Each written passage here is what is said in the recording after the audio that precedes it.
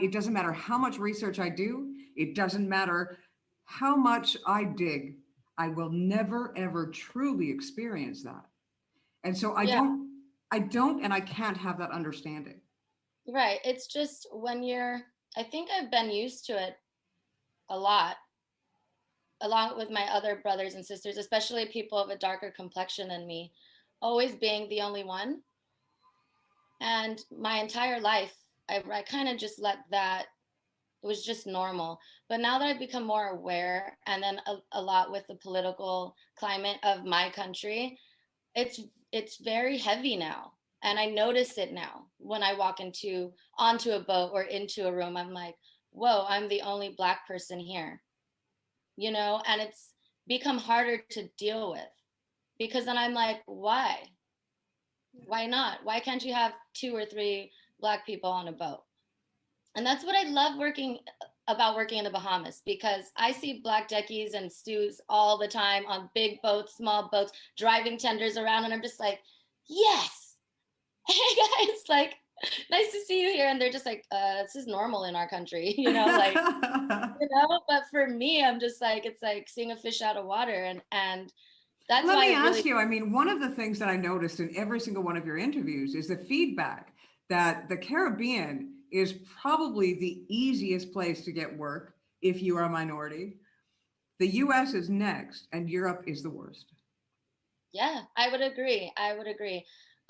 Juno, on the other hand, doesn't have a problem with any of this. He was just like, I wasn't raised that way.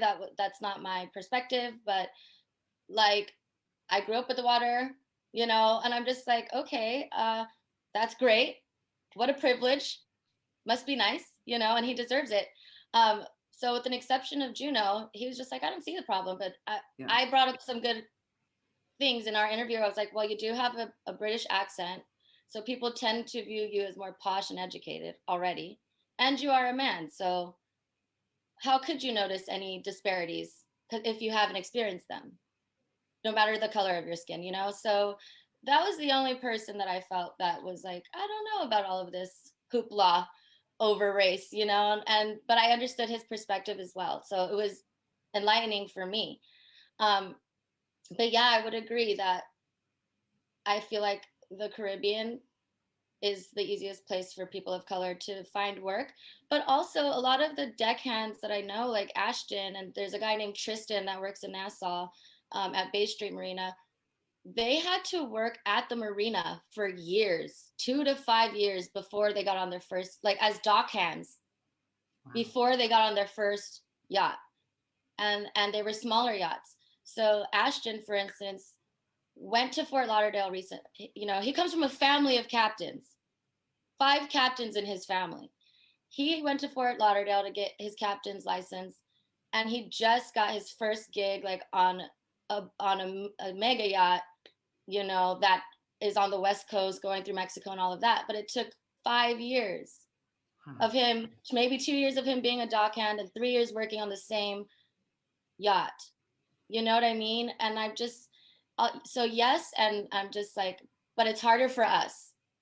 You know what I'm saying? It's harder for us to climb the ranks. It's harder for us to get on the bigger boats. It just is. And like, I've been afraid to say that, because there's going to be people watching this saying, that's not true. You're just not working hard enough.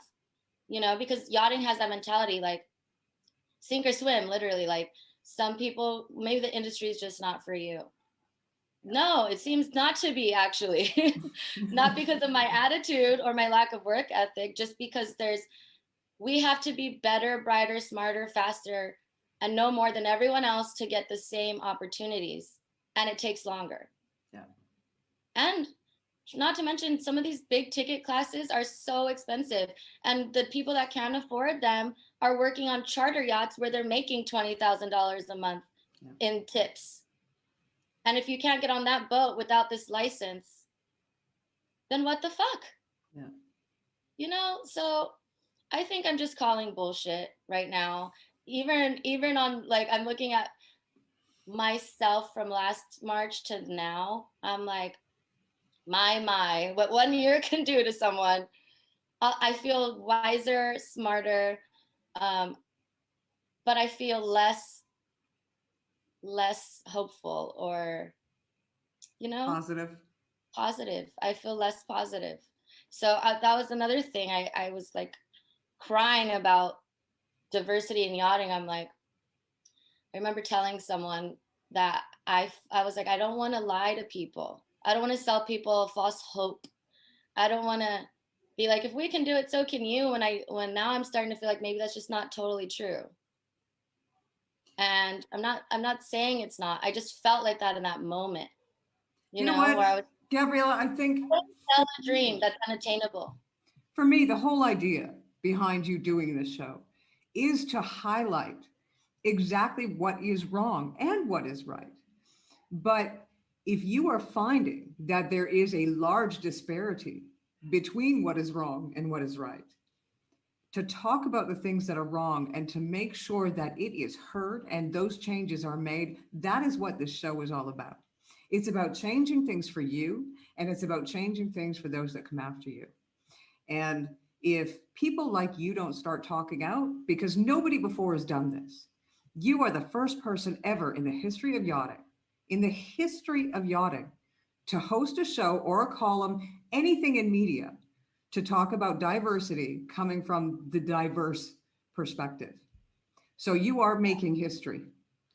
And this is your chance. This is your voice. And, I do understand if it takes things out of you, and if you feel that you don't have the strength at times to carry forward, but your voice is being heard, and the yachting industry is hearing your voice, and you are making waves, and you are making change. And it might not be, a tsunami, but you know what? The tide comes in and out, and, every little wave makes a difference. And you are definitely making a difference. Thank you. I just wish, like, if I Google, why are there no Black people in yachting? Just something simple. One article from the Triton from 2017 will come up about diversity. And it's about when there was a big stink about an email being sent to the applicant from the recruiters saying that she's not going to get hired because she's too fat and too Black. So she sued this recruitment company, and there was a big hoopla about it. That's the second time I said hoopla, and I've never used that word before. That's so weird.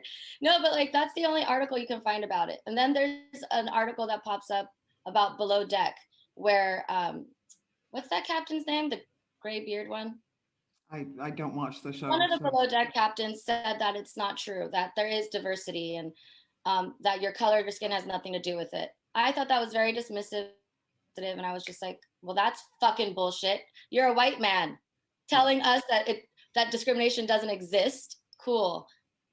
And then recently, Doc Walk came out with an article about diversity and inclusion, but they excluded the part about race. They were only talking about the lack of females in certain positions.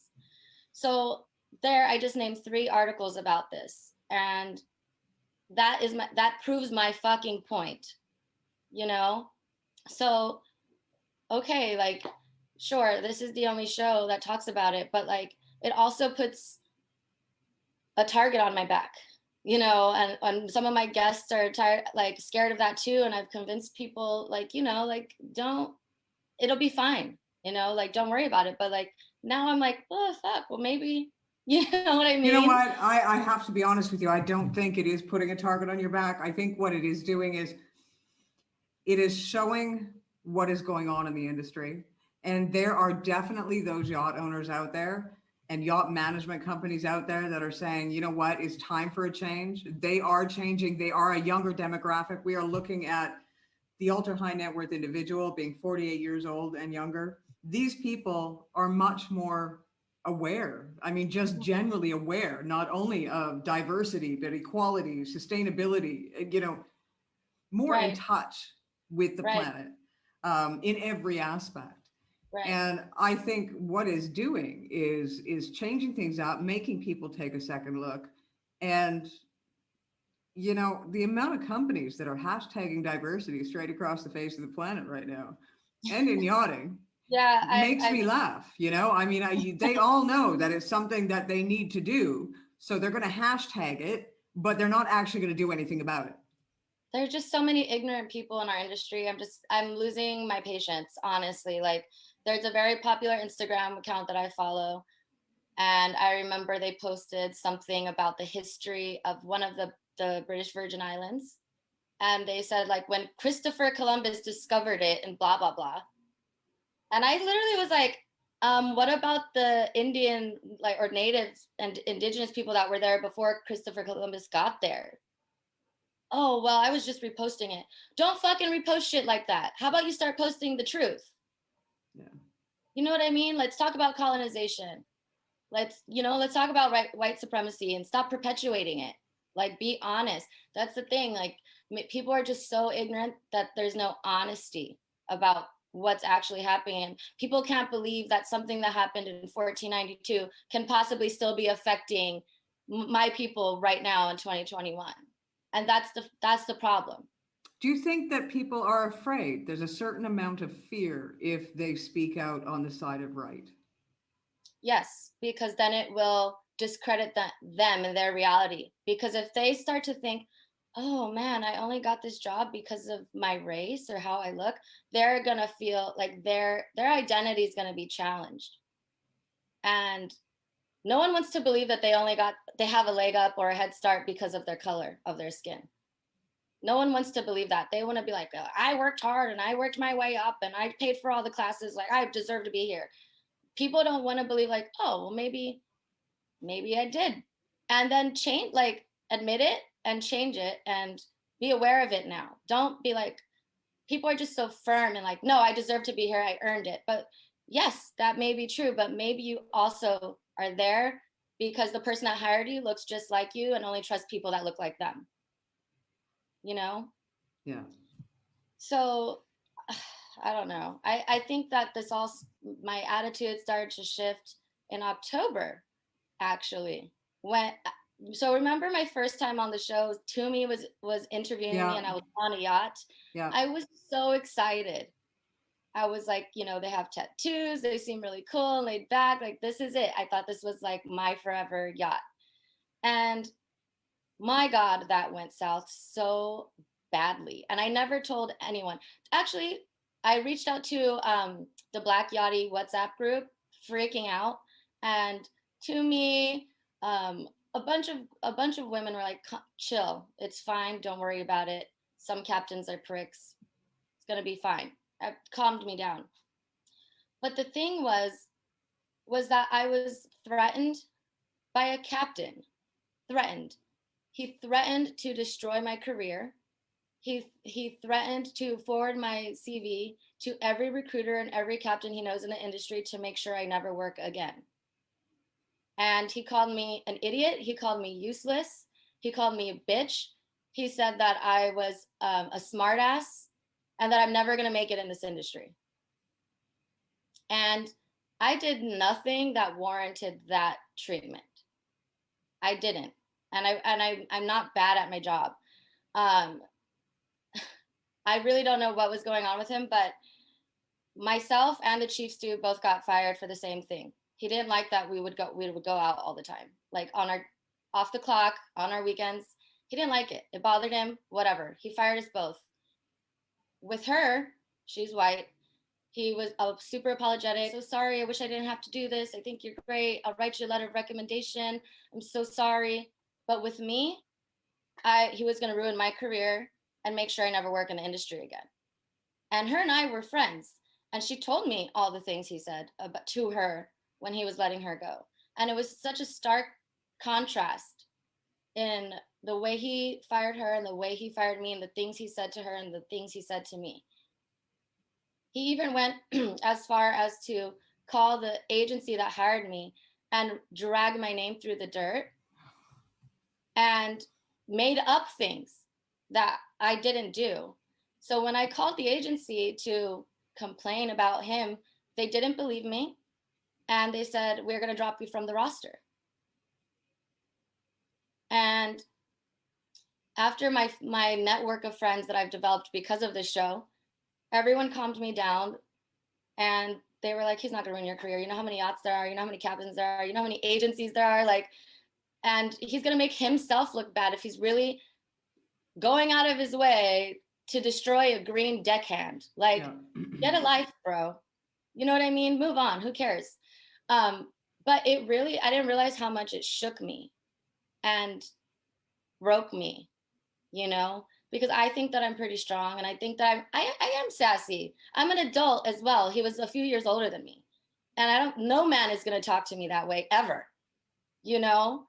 And I think I stood my ground, and I was trying to have a conversation, and it turned into a total roast. Like, I was getting roasted. And I'm like, okay, well, I'm going to go. I later heard that the chief stew and I forgot a couple items on the boat. And when they got back to the marina, he threw our shit overboard. Yes, yes. Okay. And I had made friends at that marina, and they all saw and reported back to me what he said and did. And I was humiliated. I'm like, what did I fucking do? That was so terrible. So I didn't realize how shook I was after that experience. I was like, I just need to take a month off. That was kind of wild. That was bizarre. And when me and the chief stew talked later, I broke down and started crying. And I'm like, why was he so nice to you about it? And he treated me this way. And I'm like, I think it's because you're white. And she totally turned on me and said that that was total bullshit. And then she blamed me for her getting fired. It's your fault I got fired anyway. Okay, so this is like the worst story. It took me months to get over it and get the courage to go back to work after that happened, you know? And when I did get another job, I was so stoked. I was like, okay, time to redeem myself. Let's get back on the horse. And then I got fired for my tattoos. Literally, that's what the captain said. He hired me and then let me do the charter. And then the minute the guest left, said, yeah, this isn't going to work because of your tattoos. I was like, oh, well, is there a problem with my work, or did I do something? No, we think you're great. You have a great attitude. You're good at your job. You're a hard worker. It's your tattoos. And I don't think that you're going to get any jobs on any big yachts for that matter with those tattoos. Sorry, that's just how it is. So back to back, I just got punched in the gut. And I'm like, okay, like, what the hell, you know? So from October to now, I have been working. Things haven't been that bad, but those two incidences back to back have finally caught up with me. And this last gig where I left 2 weeks early, I remember we were anchored next to Motor Yacht Rising Sun, the massive, like 400-foot mega yacht.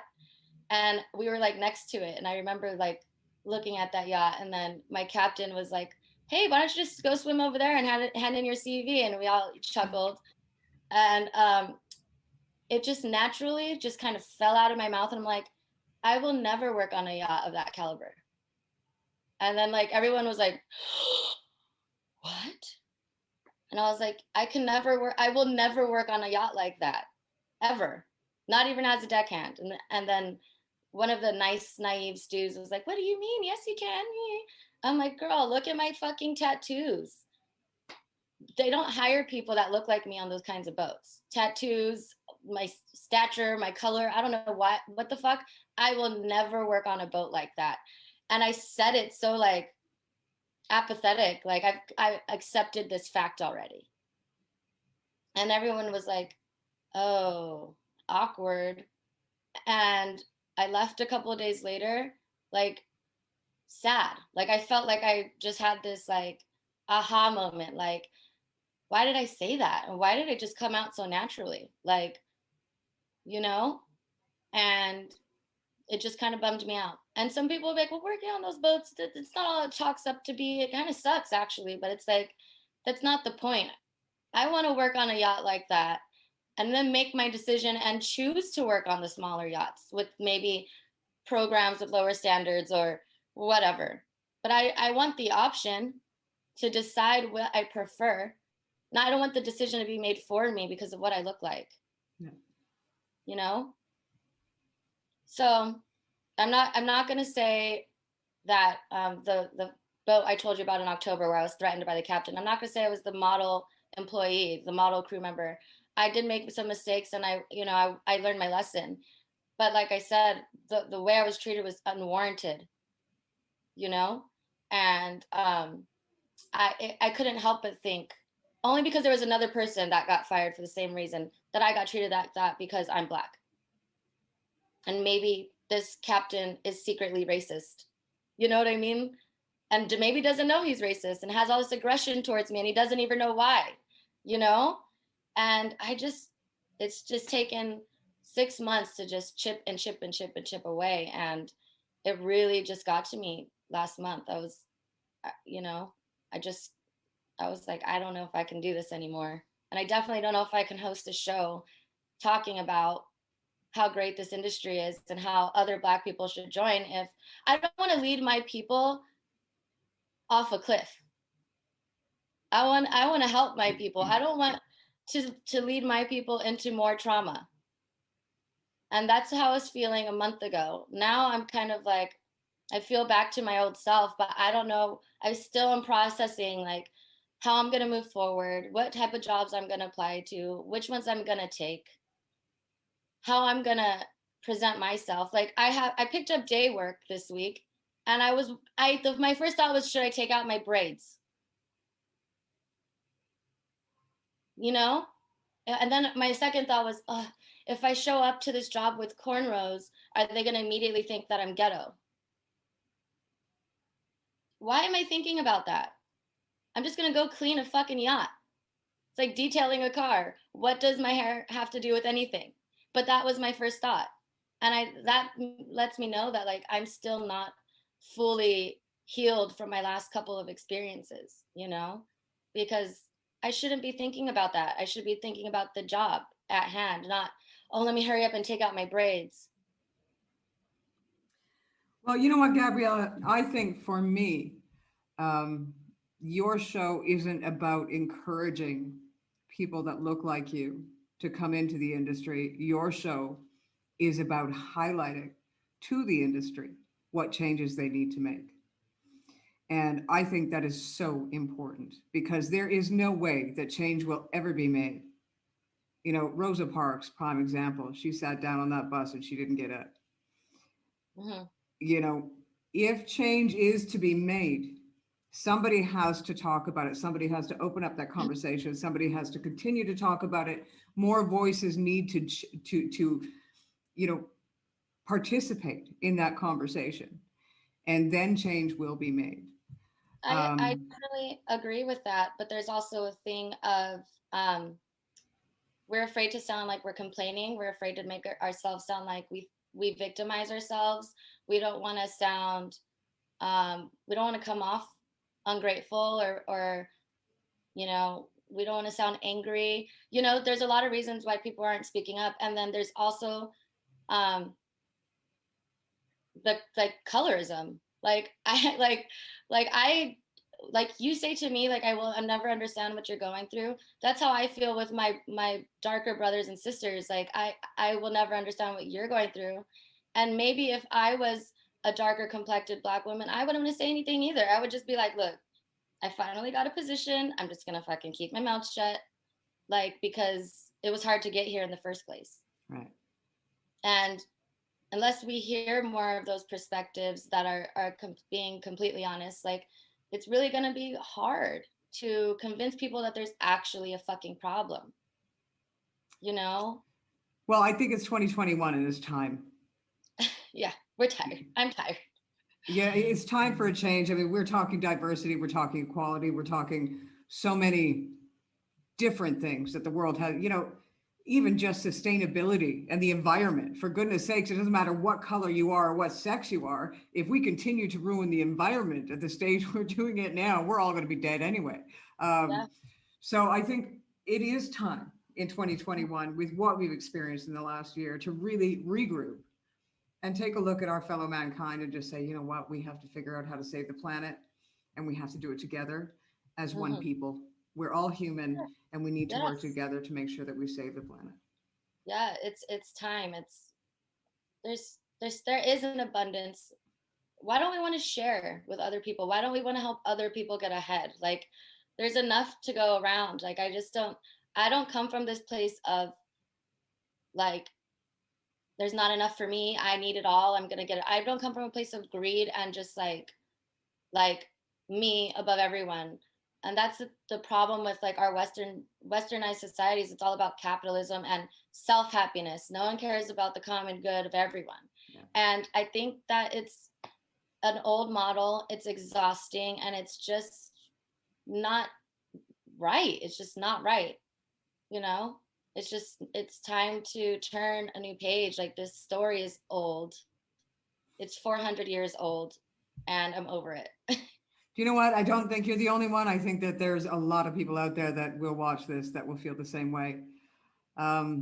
Gabriela, I will let you go, but I have to say thank you ever so much for your absolute pure honesty and the honesty that you have brought to diversity in yachting since you started hosting the show. And let us all know, are you going to continue?